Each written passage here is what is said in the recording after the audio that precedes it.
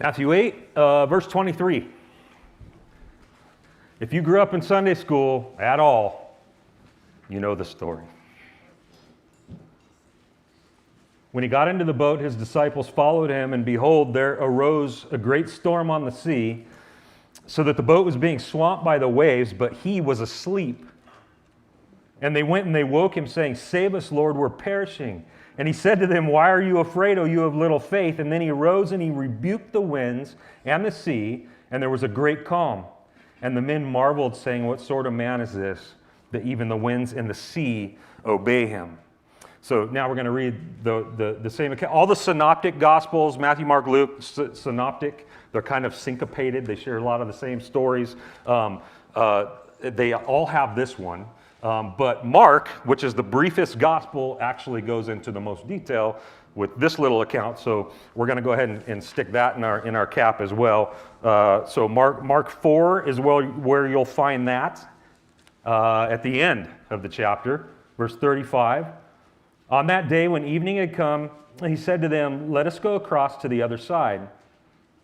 And leaving the crowd, they took him with them in the boat, just as he was, and other boats were with him.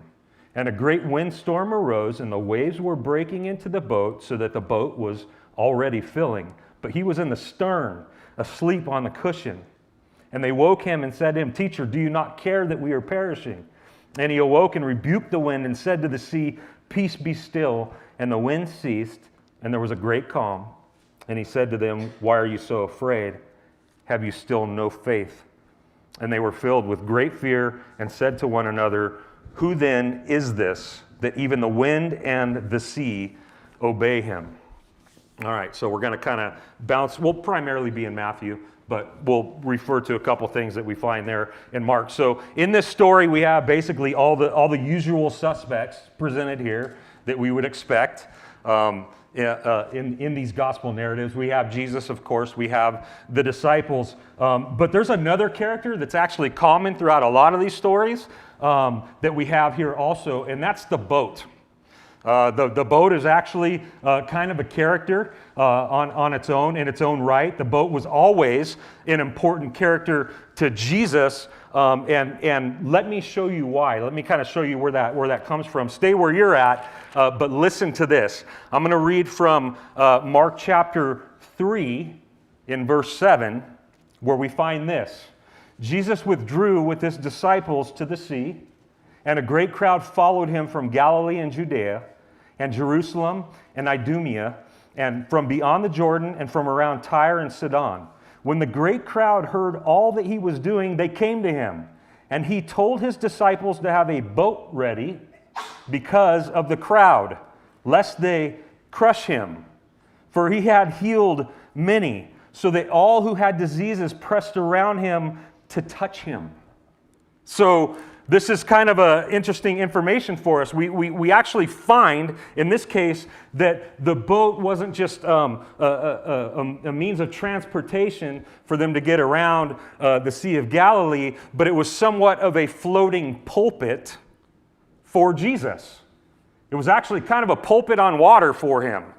So if you heard what I just said there in Mark 3, the idea is that there were so many people coming, like his fame had grown so big that people couldn't help from coming, and the crowds were so great, and there was so much healing that needed to be done that people were just trying to get as close to him as they possibly could. They just wanted to touch him, right? Which means that they're coming in close, and so he tells his disciples that to get a boat ready just offshore, so he's got a place to stand that keeps the 6-foot rule. You know what I mean? Where everyone's just far enough away that he can be safe and he can preach and do what he needs to do without being harmed. So it was kind of like not just a place of, in a way, a place of refuge, safety, escape, also transportation, but it was also a floating pulpit. It was that platform where he was able to safely and effectively preach without, distraction. And so from this moving pulpit, this bolt pulpit, there were sermons that we find throughout the Gospels that are being verbally preached from it, but there's also sermons preached from this floating pulpit that are demonstrative sermons. And today, what you and I are looking at in this narrative is a demonstrative sermon from this floating pulpit. Now that we've talked briefly about what the boat was for, let's talk briefly about the boat itself. Because I don't know about you, but growing up in Sunday school, hearing this story, there's terror, right? Like this storm's a big deal. It seemed very dangerous. And so my question was always like, how big was this boat? Like, what kind of boat was it? You know what I mean? Which helps us to have then an idea of what kind of storm it was. And how serious it was. And so, like, what kind? Like, how big? And it's kind of cool because archaeologists recently made a discovery on the shores of Galilee where they uncovered a boat on those shores fully intact, which means that it's actually a pretty reasonable representation still without having to guess or fill in any blanks. And they've dated that boat that they found to about the 1st century AD. So close even to the time when Jesus lived and the disciples lived, and they would have been, motoring around this sea. And from this discovery, we have the idea of the size of the boat that they would have been on, that they would have occupied at this time. And its dimensions would have been roughly this, about 27 feet long, okay? So I don't know if that's that communion table to that one, or maybe close, maybe around there, about 14 feet wide and about 4 feet high, all right? That's the boat that they uncovered, and they believe this was basically your run-of-the-mill typical fishing boat on Galilee around the 1st century. So this wasn't a little teensy trolling boat, like we might have and pull onto the river or onto a lake, but it's also not like a boat that we might take deep sea fishing. You know what I mean? Like probably not something that was big. It was quite small. It was quite vulnerable. And we get the impression that this storm was not average, but that it was above average, that this was a serious storm. And Jesus, we are told, is in the back of the boat at the time of incident doing what? He's sleeping, right? He's sleeping. Now, this may seem a little bit childish or irresponsible, but humanly speaking, this is a gift. This is a total gift. I mean, if this storm is half as bad as we imagine that it was against a boat as small as this boat was, this is pretty impressive of Jesus, that he's able to sleep. And I've only known one person in my entire life that's able to sleep anytime, anywhere, in a moment. And that's my pops. That's my dad. My dad has this gift. He was born with this gift. It's not something he learned or trained for. He just has always, ever since I could ever remember, go anywhere. And in a moment, in a second, he's out. And I don't mean kind of out. I mean like out, where he's like just oblivious and has no idea of what's going on around him. I saw this once with my dad at Disneyland on one of the most crowded days of chaos and noise and kids crying and kids laughing and music going and rides going, and we're in the middle of just this storm, right, of human beings in this place. And he just finds this little slab of concrete where someone actually wasn't sitting, and he tucks himself in there, and he's gone. And he's out. He's snoring even. And you're looking at this and you're going, this doesn't make any sense. And he's completely oblivious to everything that's going on around him. And I remember thinking, this is a gift. This is a gift that my dad has. And so we have this storm, which is not small, but strong, serious, so serious that nobody else on the boat's sleeping. They're stressing, right? Everybody else on the boat is stressing, and yet this is where and how we find Jesus. Okay? And so, verse 23, chapter 8, to the text, when he got into the boat, his disciples followed him. His disciples followed him. Now, this is an important detail to the story because it tells us why these guys were there. Why they were there. Why these guys found themselves in the predicament that they found themselves in. And as we can see, they did not find themselves in this extraordinarily dangerous storm because they were doing something bad or being disobedient or because they made a stupid decision. That's how it's been all my life. Usually when I find myself in the middle of something chaotic and crazy, it's because of some stupid decision I've made. That's kind of how I've lived my whole life and learned everything my whole life. Self-induced, you know what I mean? That's not the case with these guys. This was not self-induced. These guys were there. They found themselves in this situation out of their obedience. Out of their obedience, out of their following Jesus. In other words, Jesus led them into it. Jesus led them into it. Jesus led them into the danger. He led them into the difficulty. He led them into this storm. Following Jesus, people, does not mean a life of smooth sailing. It does not. It means a life of turbulence, often, challenge, often, rough waters, often.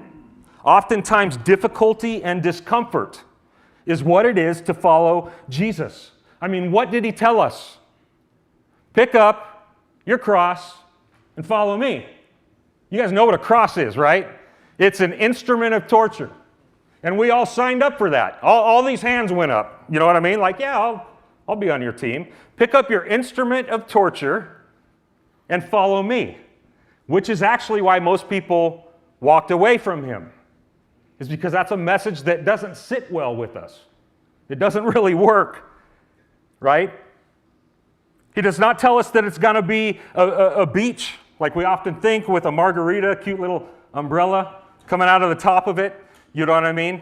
Perfect weather. No, Jesus led these guys into this situation which I don't know about you, but challenges my theology a little bit. It challenges what I think should be. It challenges our theological notions in regards to what God does and doesn't do with those who follow him. It challenges much of what we've been taught. And yet it shouldn't, because it's dangerous to follow Jesus. And that it's dangerous and risky to follow Jesus is throughout our scriptures.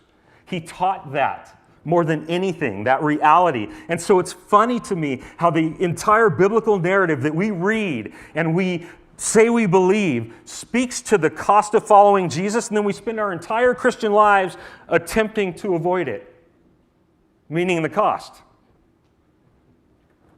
We read it, and then we spend our lives basically trying to get out of it as if it shouldn't be so, but it is so. Listen to what C.S. Lewis rightly said. "I did not go to religion to make me happy. I always knew a bottle of port would do that. If you want a religion to make you feel really comfortable, I certainly don't recommend Christianity." This is true. He knew what is true. This is why many of us identify as Christians but don't evangelize. It's because of this, right? This is why many of us see something that makes us uncomfortable and we run from it. Opportunity, run from it. Challenge, remove ourselves as Christians. This is why we move to other states, right? Where people look like us and sound like us and think like us and vote like us. Because we don't know what to do with people that don't think like us and sound like us and vote like us. So we go to where people do. It's more comfortable there, right? Let me assure you that our scriptures teach us this truth. Christians do not run from fires, they run into them. I don't know where we ever got this notion that if something's scary, if something's risky, if something's dangerous, then it's smart, even wise, for the Christian to run from it. But our Bibles do not teach us that. Christians do not run from fires, they run into fires. We run into houses that are burning. We do not look at people that don't think like us or vote like us or do life like us and go, I need to get away from this disease.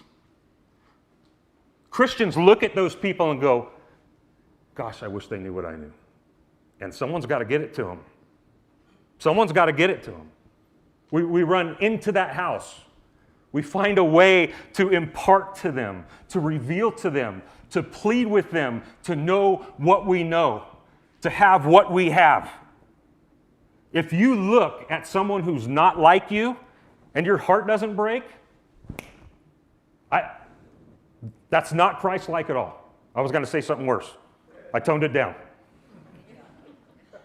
Christ would look at the worst case, completely unlike him, and his heart would break for those people, which caused him to run toward them, not away from them. Christians do not decide what they're going to do based upon ease. We run into fires, not away from fires, right? What the disciples did by getting into this boat was good, not bad, was right, not wrong, was obedient, not unwise, right, or undiscerning, because they were following the one whom they said they follow no matter where he went or where it took him or how they got there, right? This is what disciples do. And by the way, it's not a coincidence that Jesus just previously in Matthew chapter 8 spoke just prior to this right here to the cost of following him. It's not a coincidence. That's what precedes this story. If you look back, the cost of following Jesus, right? So on the heels of this hard teaching, this is encouraging that we find these guys following Jesus' lead, right? Into the boat, which took them into the storm, which brings us to the storm. Verse 24, and behold, there arose a great storm on the sea so that the boat was being swamped by the waves, but he was asleep. To be swamped is to be, saturated, overcome, basically, won over, right? So like the boat's losing the fight. The boat is being overcome in its ability to float because it's being pummeled with waves. You guys ever swam in the ocean? I attempt to surf, and I went a couple of months ago. The Oregon coast doesn't get anything great. It doesn't get big often. If it does get big, you gotta swim a mile through cold shark-infested waters to get to the lineup. And no, thank you. So I'll go in with my 9-footer once in a while and find me a little 2 or 3 foot face, because they look like little sissy waves that I can handle. Just to find, once you get into them, that they will kill you, like they will hurt you, right? And so a couple months ago, I was in one of these little 2-foot face sissy waves, and I just dug my nose, and I washing machine like underwater. I didn't know what end was up, and I thought, well, that's it then, isn't it? This is it. This is how it's going to end. You know what I mean? With like a little 2-foot wave. And we know from what we looked at, like with the idea of this boat, that there's like 4-foot sides here. I don't know what they're seeing. Are they like 6-foot, 8-foot, 10-foot faces coming into this boat? Like this wasn't something small. Like this is something pretty big, right? And these guys were experiencing in the middle of the full power and ferocity of these waves, of this unsettled water, and they're terrified, they're panicked, because they know if the boat goes, they go. And the boat is going. It's swamped, right? And Jesus, he's out. He's out. He's sawing logs. He's counting sheep. Get it? He's counting sheep. I know it wasn't funny. He's emotionally, consciously removed from the circumstance. 25, and they went and they woke him saying, "Save us, Lord, we are perishing." Now, before we completely rip on these dudes, which we are going to do, by the way, because they deserve it, let's first acknowledge something that they did right besides following Jesus into the boat. And that is this. When stuff went down, they went to Jesus. When stuff went down, they went to Jesus. Why is this interesting? Well, because these dudes are experienced mariners. These dudes know what they're doing on a boat. They know what they're doing on a boat in a storm, on this sea. This was their life. This is where they spent. They'd probably seen it all. They'd probably seen it all and navigated it and dealt with it, and were pretty confident that they could handle about anything that would go down or be thrown their way on this sea, but they don't here. They go to him.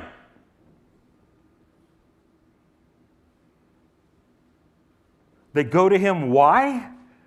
Because this was obviously too much. This was too much. They were in a situation that was above their pay grade, above their expertise, above their skill level. They were out of their league with this storm, right? And that's a whole nother sermon. And they've already think about this, because he's got to make some comments that are pretty heavy against these guys about their faith. But like they have seen him already do things that are impossible. You know what I mean? They've already seen some crazy stuff come out of him. They've seen him perform signs and miracles and healings that on some level have produced a faith within them, as small as it may be, in his capabilities towards the impossible. And so they go to him, which is right.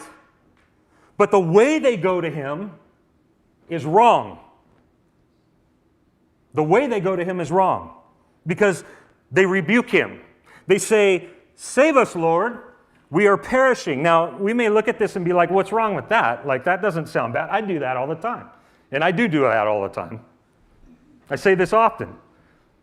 Like, that in and of itself, what's said there, like, isn't horrible, but it does depend on how it's said. It does depend on, like the intent, or what's intended by it. Listen to how Mark records their words here. "Teacher, do you not care that we are perishing?"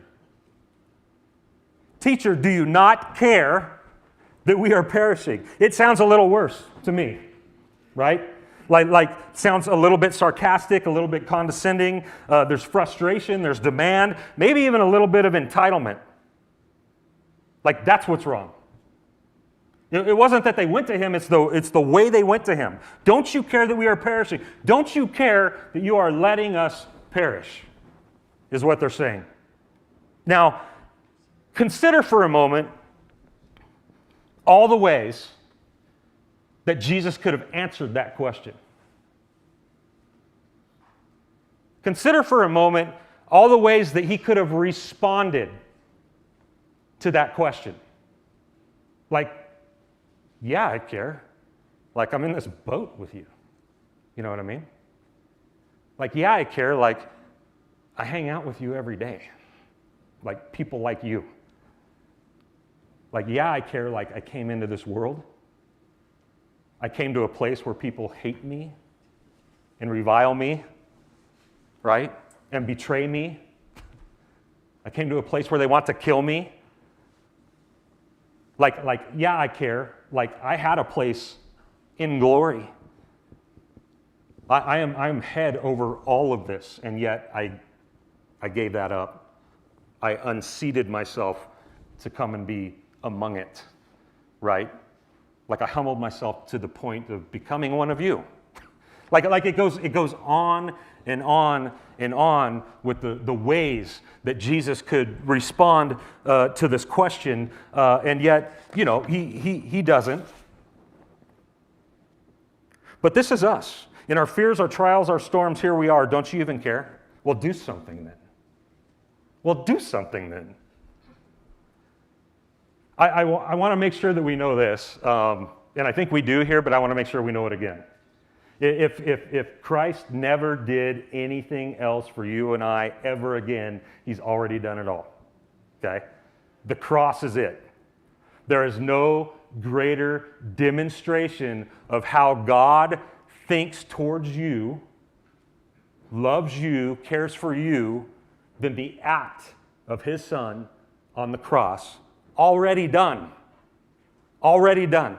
And I need to know this because as I go through life real time, right, I come to these places where I think, oh, God hates me. Like, he used to like me and now he doesn't. He used to want to bless me, now he doesn't. You know what I mean? Like, he thinks differently toward me now.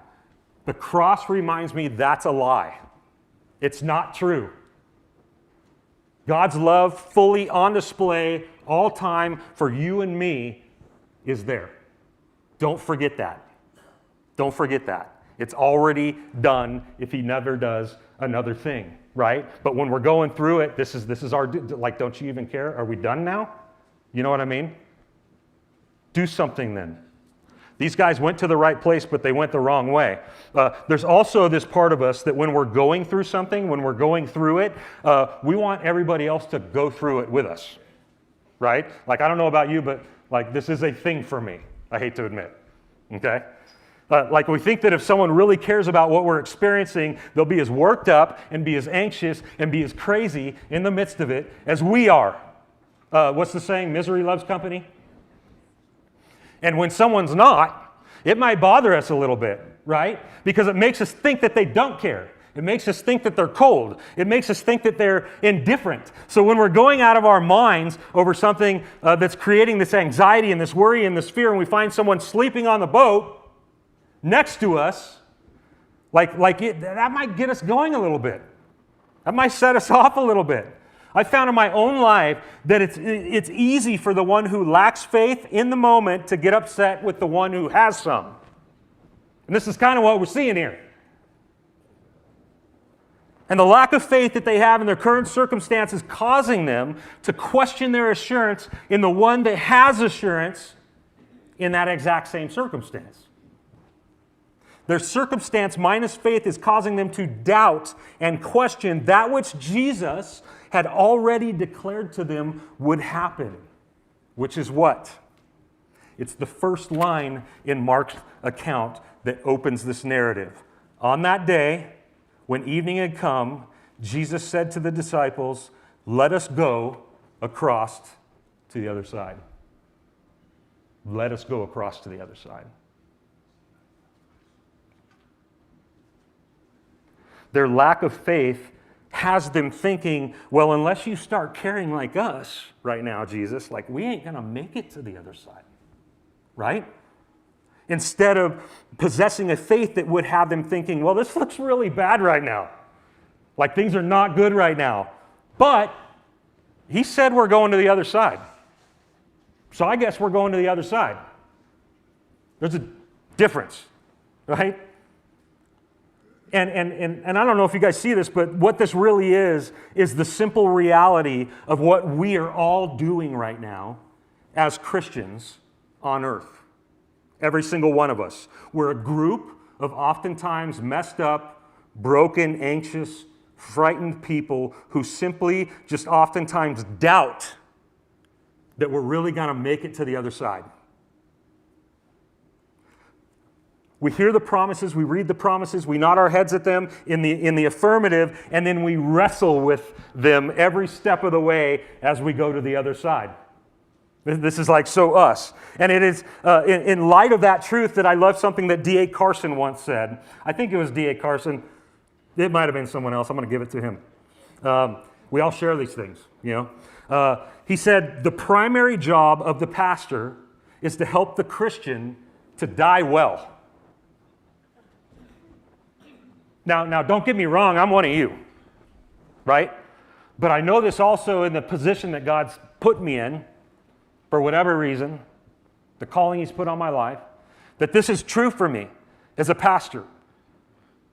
Every interaction I have with you, every relationship that I have in here, every sermon that I put together, every bit of counsel that I give, or every time I go to the mat to intercede for one of you, this is really what it all comes down to.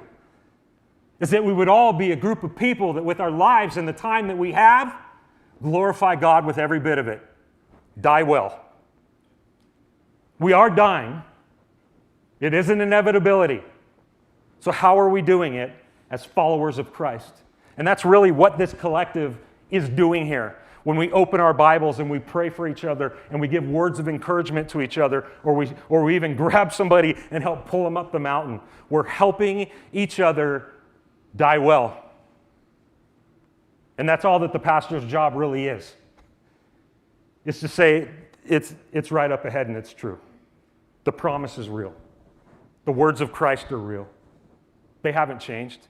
He hasn't changed his mind. He hasn't gone back on anything. It's all true. Don't lose sight. Don't lose hope. Don't change direction or trajectory. Follow him. Like, I know it doesn't look right, it doesn't feel right, it doesn't seem like it's going to happen right now with what you're going through, but it's true. He's got to make sure you get to the other side. He's got to make sure you get there, so do it well. Do it well. Don't lose heart, don't lose hope. This is really what we're dealing with.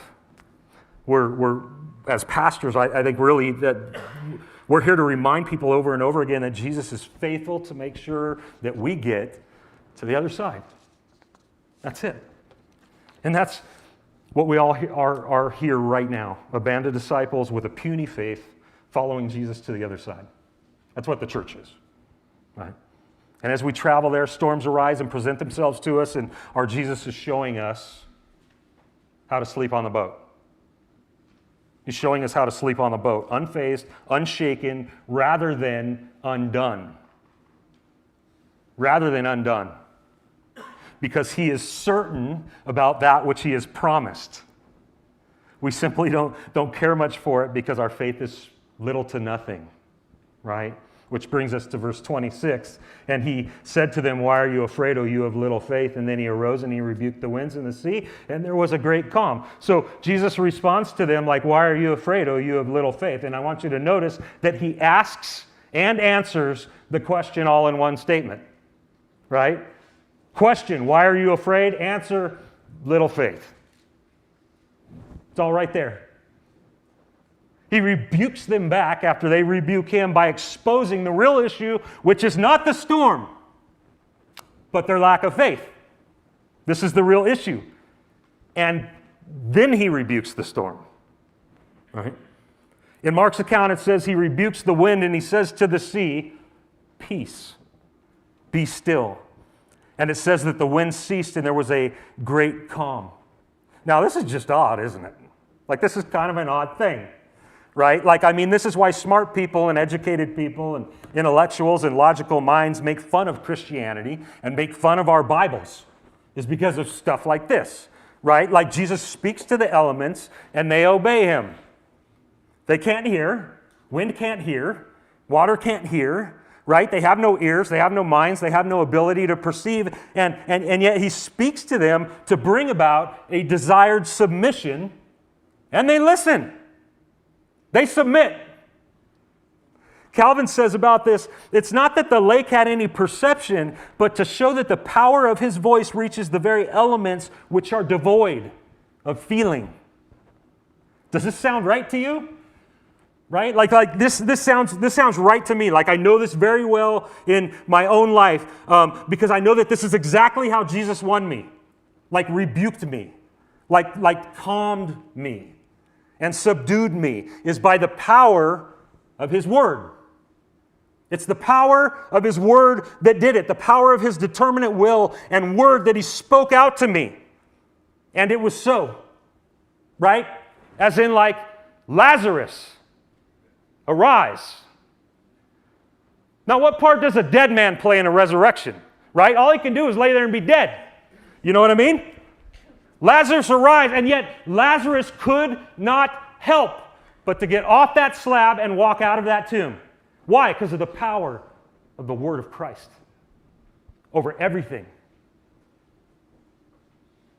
We must submit to that which he commands and demands because he is Lord over absolutely all of it, not just some of it. And I know that this is why I'm here. I know that this is why, and you guys hear it all the time. I'll say it again. Like, this is not me. Like, pastor, preacher, lover of Jesus, lover of people, like church on Sunday morning rather than party on Friday night or Saturday. This is not me. The only reason that I am here is because there was a point when Christ came and stood outside of my grave and said, "David, come forth." And I did. It's because of the power of his word that I exist and I am what I am and I do what I do. And it's true for you too. You didn't wake up one day and go, "I'm going to make a good decision to follow Jesus." No. He woke you up. You had no choice because he owns everything. It's all his. And everything exists and consists, Colossians chapter 1, because of the power of his word, because of his authority over all of it. And this is what we see here. The water has no choice. The wind has no choice but to submit to that which he commands it to do. He's not only the one that spoke it into existence and created it, but he's also the one who orders it to tell it how to behave. And he's telling it how to behave. And it must obey. There is no deliberation. It just is so. That's the God that you and I worship. This is the man that they have on their boat. And I want you to know that this is the one that you and I have on our boat too.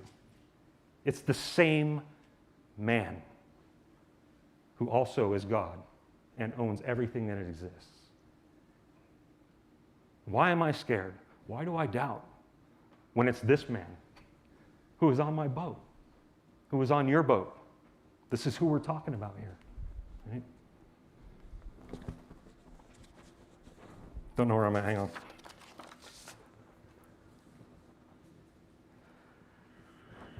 The disciples have already had front row seats to watching Jesus speak authority over demons, disease, physical, mental, psychological ailments. Now they're seeing him speak authority over nature. Nature, right? They're getting the full meal deal. Like, oh, he's not just like Lord over like being able to cure this and being able to like chase out that little minion. He's Lord over everything. It's not just, he's actually Lord over everything. This is what they're learning here. This is what they're seeing here. They're observing the one who spoke the wind and the waters into existence. And now they're observing that same man direct them in how they ought to behave. Right? We are so undone, and I really don't want to go here, but I think we do need to go here because all this is going on with these guys, right? They're dying, and they believe that, and they know that.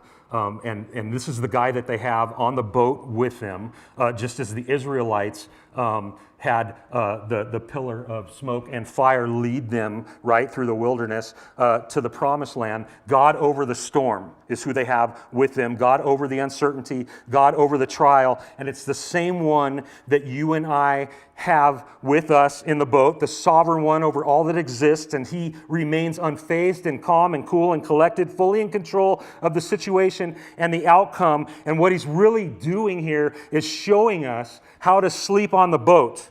And I believe that you and I as a church have something to learn here. This is kind of the primary thing to me, and the way that it really speaks to me most when I read this text is that Jesus shows us how to sleep on the boat. And in the last 5 years, I've never seen so much like chaos and craziness and anger and division and faction and fragmentation go on inside the church, not outside, inside the church. Over the stuff that this world has been experiencing. Nobody is sleeping on the boat. There are no Christians sleeping on the boat. There's been so much chaos and division and fear. Fear. I've never experienced so much fear come out of people who say that they believe God, who say that they know God. And it's over elections, and it's over votes, stolen or not stolen, or face masks or no face masks, or vaccines or no vaccines. Stuff like this is breaking up the people of God. Nobody is sleeping on the boat and knowing that God is sovereign over every single bit of it, that he's ahead of all these stupid little things every step of the way, that he's taking us to the other side, and these are just little storm clouds. And we need to know this. Jesus is showing us how to sleep on the boat, because we are going to get to the other side no matter what it looks like as we get there, people. No matter what it looks like. Don't get me wrong. The stuff going on in our world matters. Saying right things and speaking truth matters. Speaking things that are wrong and calling them out matters, right? But God, those are all things that are underneath that which matters most and that which is eternal. There is a kingdom that will not ever go away that is coming. There is no expiration date on it. There is an expiration date on this one. You may sleep. You may sleep no matter what storm comes into your life. Don't get so caught up in the stuff that you're getting caught up. Know that this is the one who's on the boat with you. The one that speaks to the wind and the water, and it has no choice but to stop. He's taking us to the other side. The most important part of this whole text, we'll close it up, verse 27, and the men marveled, saying, what sort of man is this that even the winds and the sea obey him? They marveled. What sort of man is this that even the wind and the sea obey him? So the question is this, who is Jesus? Like, who is Jesus? Who do we say that he is? What do we believe about him? What sort of man is this? There is no greater question that exists for mankind to grapple with than this one right here. This is the greatest one that exists. But even as established believers, followers of Jesus, as we face our storms, even then, there remains no greater ongoing question for us to continue to ask ourselves than this one. Because Jesus is not only the one that calmed the storm, he's also the one who created it. He's also the one that created it. He's not only the man who relieved them from the storm, he's also the one that led them into it, right? This is the part that bothers us, and it bothers us because it's the part that reveals our faith deficit, our lack of trust. But it is true. Jesus is the one that caused that natural storm that day, as well as the spiritual storm that raged inside of these guys as a result of it. Right? He calmed the sea, but he stirred them up first. And why? Why in the world would he do such a thing? So that at the end of the day, they may ask the question, who is this? And have it answered. That's why. So that at the end of the event, they may say, who can do such a thing? And know the answer to it. That their eyes may be fully fixed on him yet again, that they may be firmly fixed on who he is rather than what their circumstances are. And what was the result?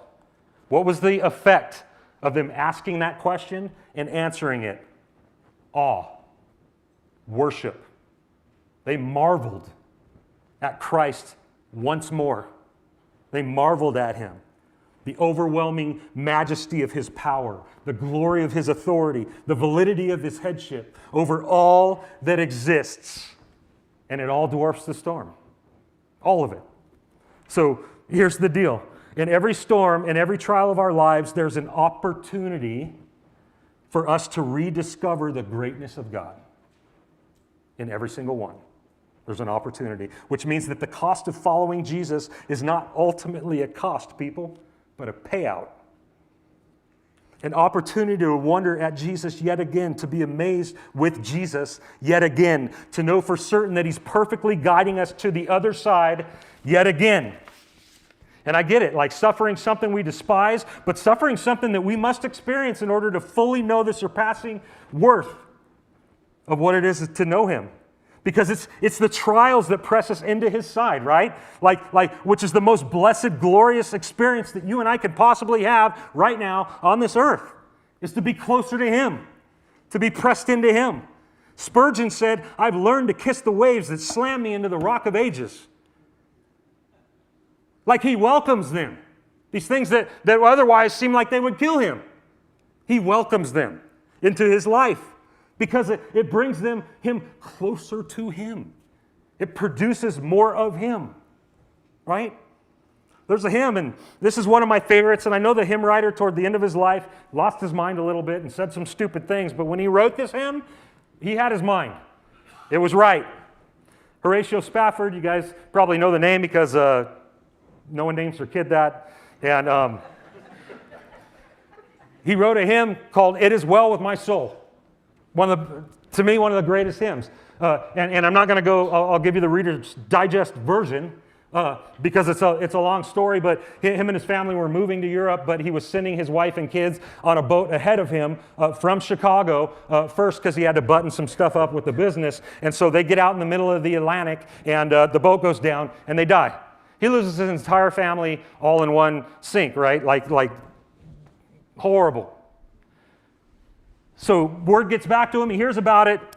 About 6 months later, he gets all his stuff done. He decides to still go to Europe. And so as he's going across the Atlantic, when he gets to about that same spot, the story goes, the captain of the ship came up and said, this is about where this wreck happened and where your family went down. And he ends up going into the belly of that ship and writing this hymn. This is how he responds in a memorial service to the place where he lost his wife and his kids, was to go down and write a hymn that's called "It Is Well With My Soul."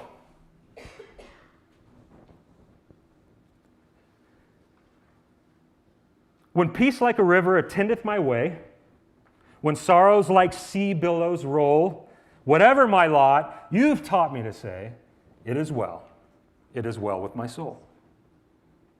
These are some of the words from that hymn. And my question is, how can a human being that's gone through such a thing say such a thing? Like write such a thing? Like believe such a thing? Right? And the only way that I know how to answer it is by that man coming through an impossible storm that chased him to Christ, that chased him to Jesus, resulting in a confident answer to the question, what sort of man is this? What sort of man is this? And marveling at him due to the answer. See, we don't need another Sunday school lesson on this text that says Jesus fixed that storm, so he'll fix your storm too. Now, that may be true. He may do that sometimes. But we don't need that. We need a narrative that assures us that Jesus is enough in all of it. That Jesus is faithful in all of it. That he knows exactly what he's doing in all of it. Which means that we can be calm and we can be assured in all of it. All of it. Calvin said, the sovereignty of God is a pillow that I lay my head upon. Which is kind of cute, because Mark's account says that Jesus isn't just sleeping in the stern, which, by the way, is the back of the boat, but he's on a pillow. He's sleeping through this thing on a pillow, and everyone else is just tripping, right? But it's true. The sovereignty of God is a pillow. To trust fully in him is a pillow that we lay our heads upon, and it eliminates that pillow, fear and worry and doubt and anger, and all the other fruits that are not fruits of the Spirit that come along with it. It calms everything and it brings us peace. Peace, be still. Sovereignty of God. Right? So Jesus isn't just our janitor, right? He fixed this storm, he's going to fix yours too, or our sweeper, our genie in a lamp, right? Or our butler. Jesus is our advisor. He's our teacher, teaching us hard lessons sometimes. He's our caregiver, our shelter, our guide, our peace, our comfort, our safe place. Jesus is our light when every other light in the world goes out. It's Christ in all things, all circumstances, all the time. So whether it's cancer that overtakes our bodies, or loved ones that get taken from us too soon, or finances that get depleted, or a country that appears to be going down the tubes, the storm itself is the opportunity for you and I to marvel at him again, to be amazed with him again. Our closeness to him, our faith increasing in him is the prize, and it's the storms of the journey that take us there. Lord, thank you for your word. Even the hard texts, the hard narratives, you know how I've been dealing with this internally as I've looked at it. You know all my deficits. I'm one of these guys. There's no doubt about it, maybe even worse in ways, and you know it. And so I thank you that you strive with me, and then I thank you that you're faithful to teach me the things that I need to see, that I need to know again. I thank you for asking me the questions that I need to answer again, as far as who you are, who I believe you are. Are you who you said you are, or is it something else, God? And I believe you're who you said you are.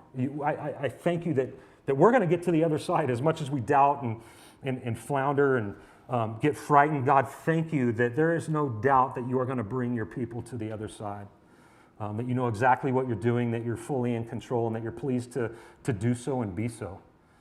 And so we thank you again for this text. We thank you that even though we are not always faithful, you never cease to be.